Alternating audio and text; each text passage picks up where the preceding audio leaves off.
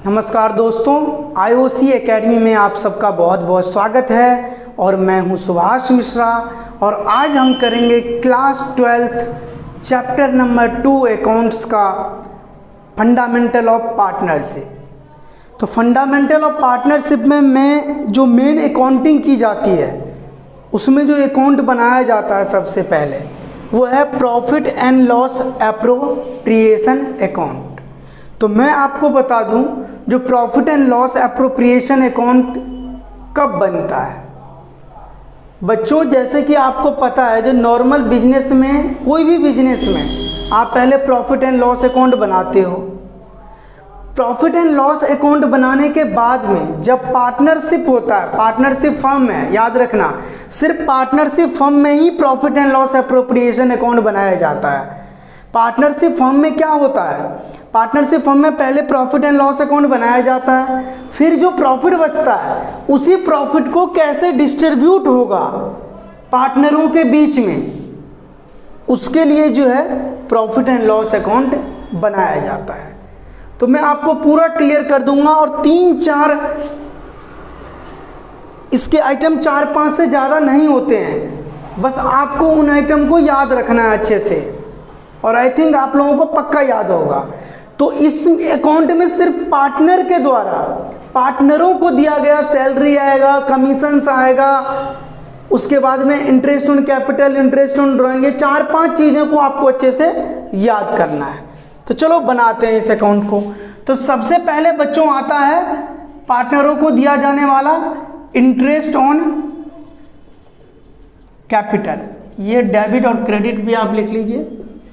सबसे पहले पार्टनरों को मान लेंगे ए और बी पार्टनर हैं, तो उनको जो जो इंटरेस्ट ऑन कैपिटल दिया जाएगा वो लिखेंगे हम सबसे पहले। फिर उसके बाद में आएगा टू सैलरीज ऑफ पार्टनर्स। जो भी पार्टनर होंगे बच्चों उनको जो सैलरी देते हैं, आपको पता है जो पार्टनरशिप फर्म में कुछ जो पार्टनर्स हैं वो एक्स्ट्रा वर्क करते हैं तो उसके लिए वो सैलरी की डिमांड करते हैं, तो उनको जो दिया जाने वाला सैलरी होगा वो। फिर उसके बाद में कमीशन ऑफ पार्टनर्स। तो पार्टनर को जो कमीशन होगा ये भी ए बी जो भी होंगे पार्टनर्स उनके बीच में जो है कमीशन भी डिस्ट्रीब्यूट होगा। फिर कमीशन देने के बाद में आ गया आपका सैलरी ऑफ पार्टनर, आ गया कमीशन आ गया। यहाँ पे सबसे पहले आपको जो नेट प्रॉफिट मैंने बोला है ना, जो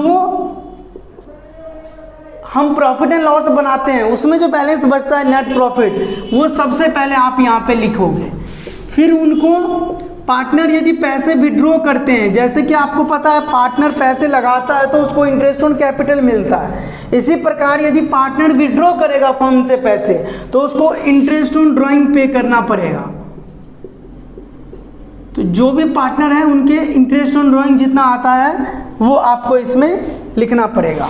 फिर उसके बाद में यदि आप चाहते हो जो कुछ पैसे को हम रिजर्व करके रखें फ्यूचर के लिए तो आप रिजर्व करके लिख सकते हो। तो बच्चों यही 3-4 जो मेन पॉइंट हैं जो प्रॉफिट एंड लॉस एप्रोप्रिएशन में आते हैं। इंटरेस्ट ऑन कैपिटल हो गया, सैलरी ऑफ पार्टनर हो गया, कमीशन ऑफ पार्टनर्स हो गया, रिजर्व हो गए, ये चीज़ें ही आती है। और इधर नेट प्रॉफिट, और आप चाहो तो नेट प्रॉफिट में से इंटरेस्ट ऑन ड्राइंग जितना आया उसको माइनस करके भी आप दिखा सकते हो। फिर उसके बाद में हम क्या करेंगे, कैलकुलेट कर लेंगे डेबिट और क्रेडिट। यदि क्रेडिट साइड आएगा तो आपको पता ही है क्रेडिट साइड मीन्स क्या होता है, प्रॉफिट। तो प्रॉफिट होगा तो प्रॉफिट डिस्ट्रीब्यूट कर दोगे और इन प्रॉफिट को ट्रांसफर करोगे to profit transfer to partners capital. जो इसके बाद हम अकाउंट बनाते हैं पार्टनरों के अकाउंट में ये पैसे ट्रांसफ़र हो जाएंगे, जो भी पार्टनर है उनको, और जो रेशियो होंगे सफिशिएंट रेशियो उसी रेशियो में आप बांटना।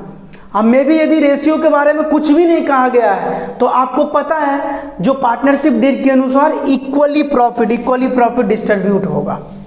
और यदि लॉस ज़्यादा आ गया, मान लो आपका जो डेबिट साइड ज़्यादा हो गया तो आप नेट लॉस ट्रांसफर करो बाय नेट लॉस